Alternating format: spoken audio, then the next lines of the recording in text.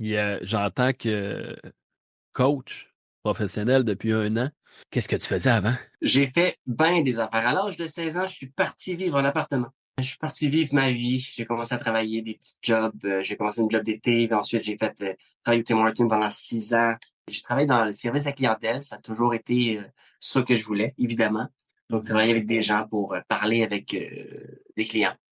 À partir du moment que ça a changé pour moi au niveau de travail, parce que je vivais dans mes rêves. Au départ, depuis mon adolescence, je voulais réussir ma vie dans la musique. Donc, je jouais de la guitare, je chantais, je voulais être comme Vincent Vallière. Je voulais être le mélange de Vincent Vallière et Caïn, précisément. Mais je faisais pas grand-chose parce que j'avais très, très peu d'estime de moi, en fait. Je voulais réussir, mais j'étais incapable de franchir certains pas. À Hmm. partir du moment que c'était trop gênant pour moi, trop intimidant pour moi, je laissais tomber, j'avançais pas. Mais malgré tout ça, j'avais quand même le rêve, tu vois. Mais il y avait rien que je faisais pour évoluer. Par la suite, j'ai voulu me lancer dans le dessin. Puis je faisais des job-ins, là, des petites job-ins en attendant. J'ai voulu me lancer dans le dessin. Je m'étais dit, c'est plus confortable pour moi. Je vais aller directement avec ma tablette graphique. J'ai pas besoin de parler à personne. Donc, c'est moins intimidant. Je vais pouvoir réussir là-dedans. Je vais devenir BDiste. Qu'est-ce qui est arrivé par la suite, en fait, c'est que ma blonde est tombée enceinte. Hmm. Et puis, là, je m'étais dit, faut que j'arrête de niaiser. Faut que j'arrête de niaiser, là, faut que j'arrête de vivre en attendant, en voulant accomplir mes petits rêves d'enfant. Fait que je m'étais dit, je vais me trouver un travail sérieux. Parce que je me demandais qu'est-ce que je voudrais que mon enfant, ma fille, pense de son père.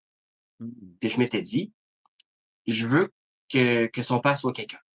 Donc, je voulais devenir quelqu'un. Je m'étais dit, j'aime travailler avec les services à clientèle, j'aime avoir des responsabilités, je suis proche de l'humain, des gens.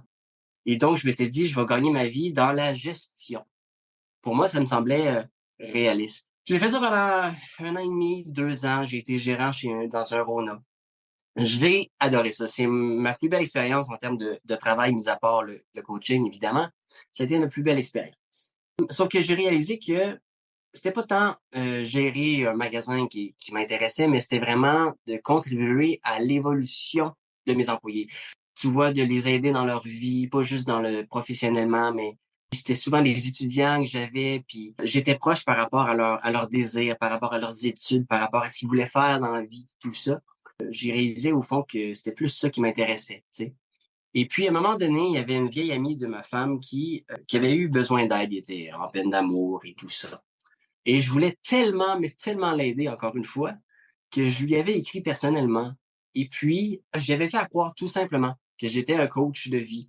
Puis j'étais sérieux dans mon truc, là. Je disais, la première séance est gratuite, la deuxième moitié de prix, à partir du troisième, c'est plein prix, tout ça. Elle me disait, tu peux m'aider même pour ça? Je dis, oui, absolument, absolument.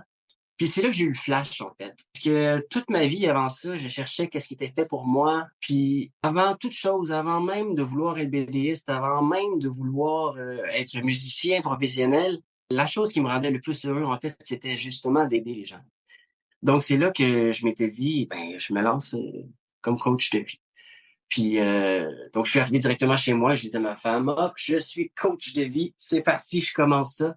Mais là, j'ai stoppé un peu pour aller voir justement une formation, pour aller dans Sima Coaching. C'est quand même très important d'aller faire une formation si on veut devenir coach de vie parce que ça prend des bonnes connaissances.